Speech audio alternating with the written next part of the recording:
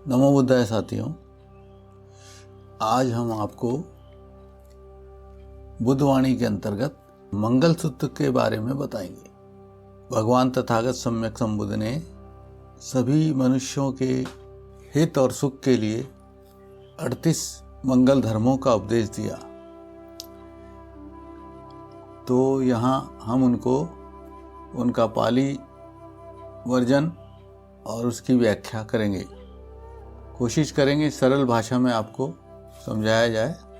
तो कहा गया है कि जिन मंगल धर्मों के संबंध में, यानी कि कल्याणकारी धर्मों के संबंध में 12 वर्षों तक मनुष्य और देवताओं सहित लोक में विचार किया गया, किंतु उनका ठीक से ज्ञान न होने के कारण उस विषय पर भगवान तथागत सम्यक संबुद्ध से प्रार्थना की गई। तब उन्होंने सब पापों के विनाश के लिए, सभी अकुशल बातों के विनाश के लिए भगवान ने इस मंगल सूत्र का उपदेश दिया। सभी लोक हित के लिए उन्होंने ये गाथाओं में बतलाया। तो यह घटना श्रावस्ती नगर के जेतवन उद्यान की है और इसके साक्षी हैं आनंद। तो आनंद अन्य भिक्षुओं को बता रहे हैं कि एक समय भगवान श्रावस्ती नगर के जेतवान उद्यान में श्रेष्ठी अनाथ पिंडक के द्वारा बनवाए गए संगाराम में विहार कर रहे थे। उस समय कोई एक दिव्य कांतिमान देवता अधिकांश रात्रि बीत जाने पर संपूर्ण जेतवन को अपने दिव्यालोक से आलोकित करते हुए जहाँ भगवान थे उनके समीप उपस्थित हुआ और उसने भगवान से याचना की, प्रार्थना की कि भगवान, अनेक मनुष्य और देव मंगल धर्मों के संबंध में हमेशा चिंतन मनन करते रहे, यानी कि यह जानने के लिए कि वास्तविक कल्याणकारी बातें क्या हैं, इसका चिंतन करते रहे। कृपया करके आप ही बतलाइए कि उत्तम मंगल क्या है। तब उस देवता की प्रार्थना पर भगवान ने गाथा में ही उसको उत्तर देकर ऐसा बतलाया। तो यहाँ देवता शब्द है और भगवान शब्द है। तो भगवान शब्द का अर्थ है भगवान भी मनुष्य ही होता है, परंतु उसमें राग, द्वेष और मोह यानी कि अज्ञान लेश मात्र भी नहीं होता, वह समाप्त कर चुका होता है। तो भगवान शब्द बुद्ध के लिए प्रयुक्त है। और देवता कोई अदृश्य प्राणी भी हो सकता है, राजा भी हो सकता है, माता पिता को भी देवता कहा है और अरथ भिक्षुओं को भी देवता कहा है। तो इस प्रकार ये दोनों का संवाद है, देवता और भगवान बुद्ध का।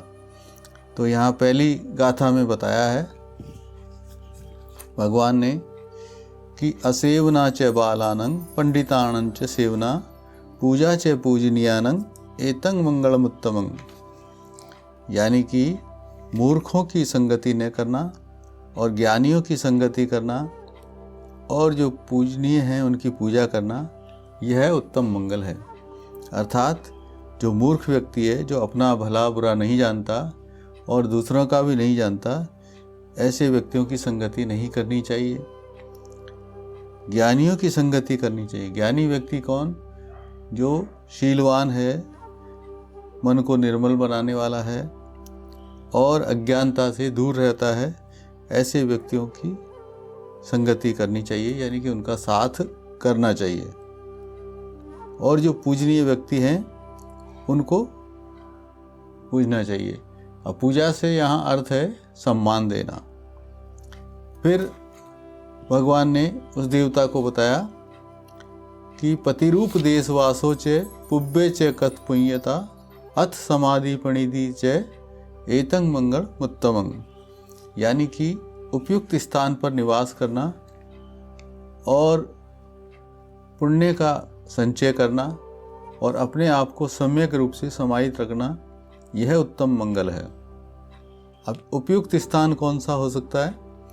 उपयुक्त स्थान जो है जहाँ पर शीलवान लोग रहते हों, अच्छे लोग रहते हों और जो अकरणीय काम है वो ना करते हों, ऐसे स्थान पर रहना चाहिए जहाँ मन को वश में करना और अज्ञानता का अंधकार फैलाने वाले ना हों, ऐसे स्थान पर रहना चाहिए।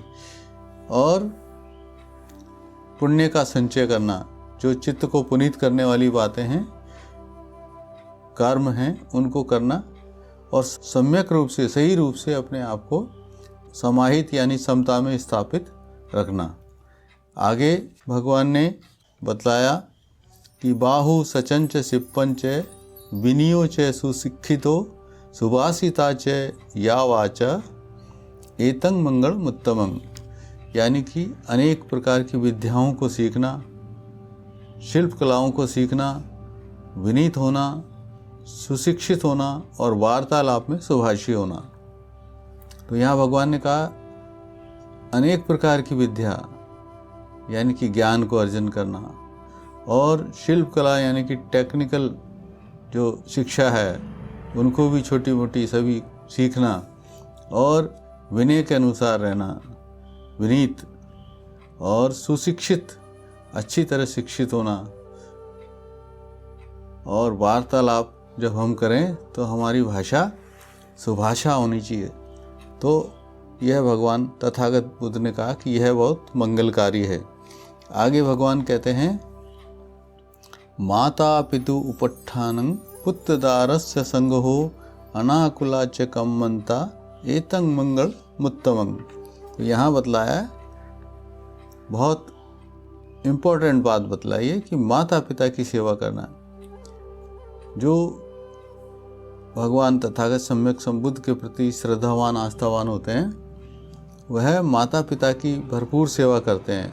और क्योंकि माता पिता की वजह से ही हम इस दुनिया में हैं और उन्होंने कष्ट पाकर हमारा जन्म से लेकर अभी तक पालन पोषण किया, तो उनकी हमें सेवा करनी चाहिए, हर प्रकार से उनको संतुष्ट रखना चाहिए और उनकी जो चिकित्सा वगैरह ज़रूरत पड़ने पर करानी चाहिए।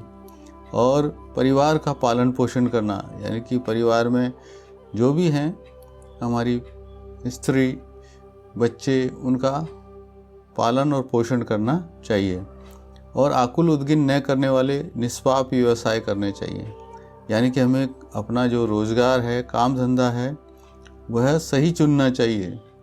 जो हमें परेशान करते हों, हमारे मन में हमेशा भय और डर लाते हों, ऐसे व्यवसाय नहीं करने चाहिए। यह उत्तम मंगल है। फिर आगे भगवान कहते हैं दानंच धम्मचर्या च नाथ काणंच संगहो अनवज्जानी कम्मानी एतं मंगल मुत्तमं। यानी कि भगवान दान के विषय में कहते हैं त्याग करना चाहिए, दान करना चाहिए, धर्म का आचरण करना चाहिए और बंधु बांधवों की सहायता करना चाहिए और अनवर्जित कर्म ही करने चाहिए। यानी कि जो सरकार या समाज द्वारा वर्जित कर्म हैं उनको नहीं करना चाहिए। यह उत्तम मंगल है। आगे कहा कि आरती विरति पापा मज्जपाना च संयमो अपमादो च धम्मेषु एतं मंगलमुत्तमं।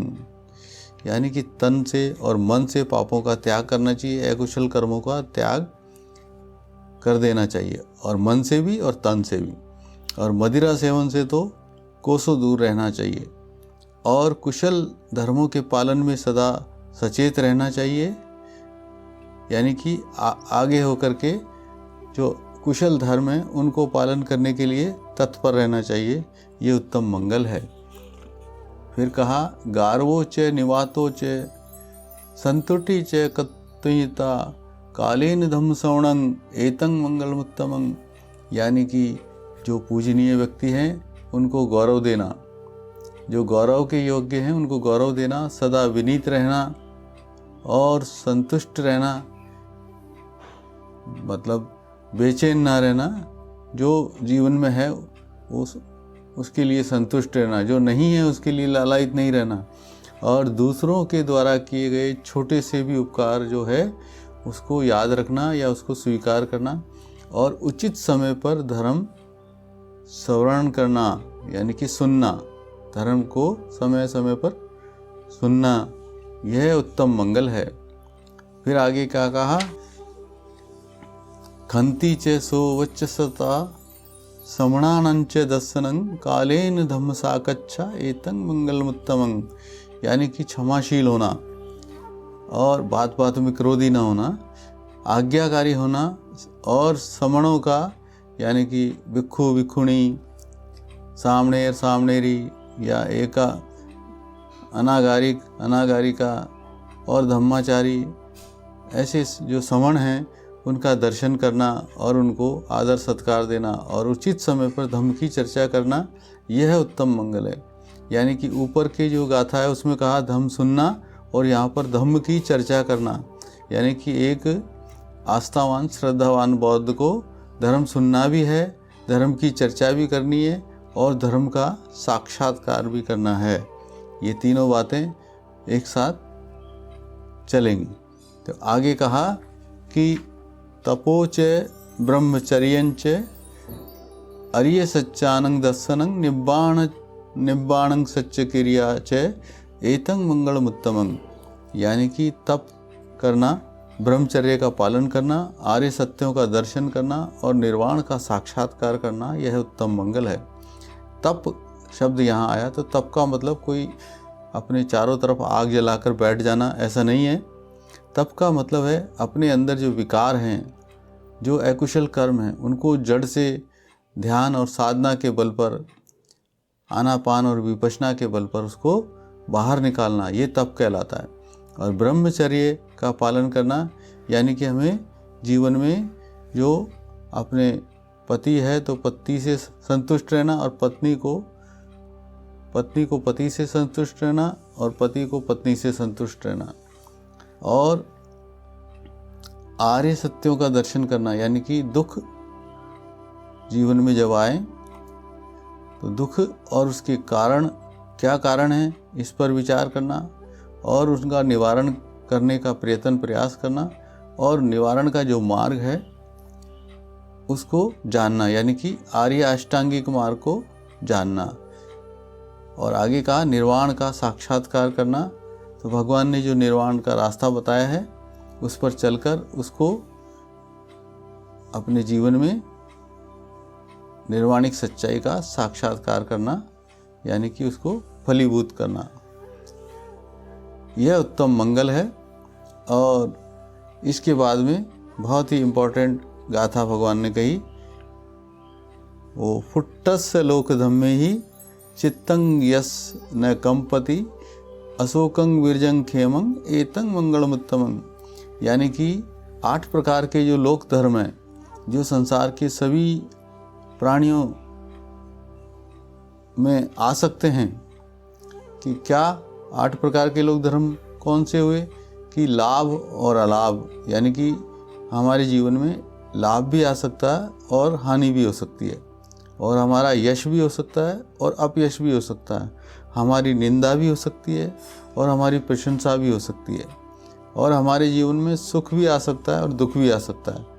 तो इन चीज़ों को, इन 8 लोक धर्म जब हमारे जीवन में आए तो हमेशा इसके लिए रेडी रहना चाहिए, और जब ये आए तो हमारा चित्त विचलित नहीं होना चाहिए, कंपित नहीं होना चाहिए, यानी कि सुख आ गया तो हम बहुत नाच रहे हैं, गा रहे हैं, परंतु दुख आए तो हम विचलित हो जाते हैं, नहीं चाहिए। तो दोनों स्थिति में हमको समता में स्थित रहना है, और चित्त को, हमारा जो मन है उसको कंपित नहीं होने देना है। और जब इन धर्मों का पालन करते हैं सही रूप से, तो निश्चित रूप से हम निशोक, निर्मल और निर्भय रहते हैं। तो भगवान ने कहा निशोक रहना, निर्मल रहना और निर्भय रहना, यह उत्तम मंगल है। इस प्रकार से भगवान तथागत सम्यक संबुद्ध ने बहुत ही अनमोल और अमूल्य, ये श्रेष्ठ 38 मंगल धर्मों का उपदेश हमें दिया।